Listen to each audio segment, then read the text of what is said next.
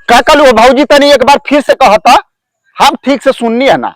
साया उठा के सट सट मारलो चढ़ी पहिरले लईकी हो।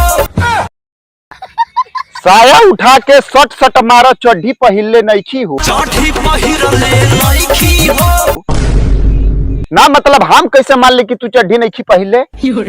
पूरा खोल के दिखाओ। फटाफट खोल के दिखाओ। चढ़ी पहिरले लईकी हो। ज्यादा भले ठीक कैलू है। अरे कहना क्या चाहते हो? अगर बहन चो तो मतलब तो खोले के पड़, ऐसे साया उठावा भक्कते मार दा। बात तो सही है।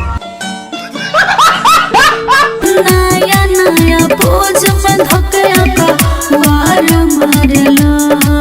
फिर क्या हुआ?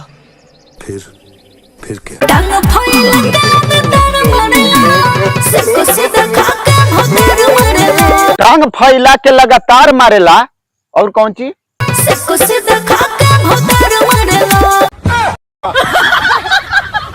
अब देखा भाऊजी, शादी से पहले भयावा सेक्सी देख के मुठ तो मरते रहल, अब तू क्या चाहता हूँ के सदियों के बाद सेक्सी देख के मुठे मारो? तहार बोहिन चो तो तोहरे के काहे बदली आल बा? पेला ही बदे ना। अरे अगवा बजाम लागल पिछवा में डाला। अगावा बजाम लगल पछावा में डाल ना। भयावा ऐसा गलती करे मत, काहे न तमय लाड़ में हग्गल लग जाई।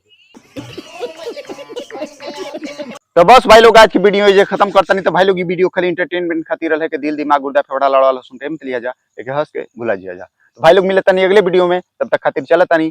नमस्कार, प्रणाम।